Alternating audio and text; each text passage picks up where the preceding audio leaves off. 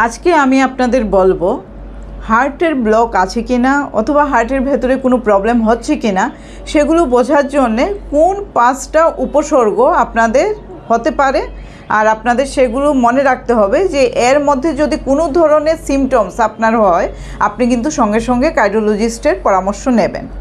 1 নম্বর হলো chest pain যদি আপনার হয় আর সেটা যদি এনজয় না হয়, মানে কিছুক্ষণ হাঁটার পর পেইন হচ্ছে, বসার পর সেই পেইন ইমপ্রুভ হচ্ছে, আর সেই পেইন যদি আপনার হাতের বাঁ দিকে যায় আর সেই পেইন যদি আপনার চোয়ালের দিকেও ছড়িয়ে যায়, সেটা কিন্তু হার্টের পেইন হবার খুব হাই চান্স। বুকে যন্ত্রণা বা চেস্ট পেইন হলে সব সময়ই হার্টের ব্লক আছে কিনা সেটা আপনাকে দেখতে হবে, এর জন্য ডক্টরের পরামর্শ নিতে হবে।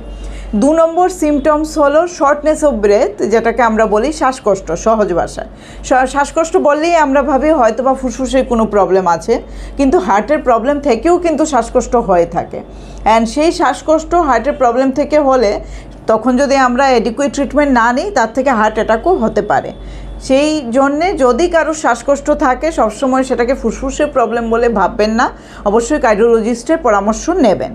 3 নম্বর হলো বুক ধড়ফড় করা বা পালপিটেশন হার্টের একটা খুব অন্যতম সিমটমস। পালপিটেশন অনেক সময় হার্ট রেট বেড়ে বা কমে, দুটো কারণেই হতে পারে। হার্ট ব্লক থেকেও হয় বা অনেক সময় হার্টের মধ্যে যদি ইলেকট্রিক্যাল ব্লকেজ থাকে তার থেকে পালপিটেশন হয়।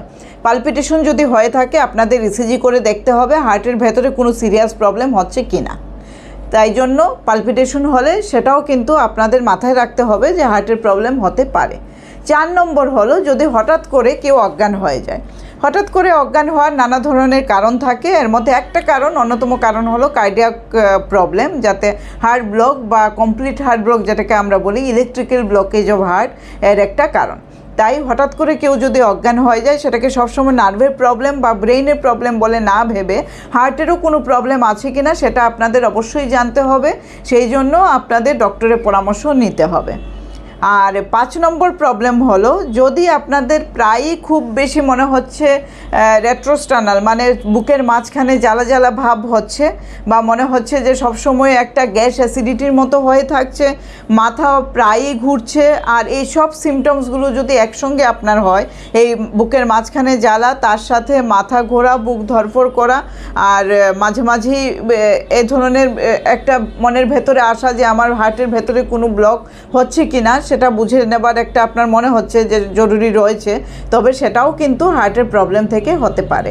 তো এই যে আমি সিমটমসগুলো বললাম এর মধ্যে যদি কোনো একটা থাকে আপনি কিন্তু সঙ্গে সঙ্গে ডক্টরের পরামর্শ নেবেন, আর অন্তত ইসিজি ইকোকার্ডিওগ্রাফি করে দেখবেন আপনার হার্ট ভালো আছে কিনা।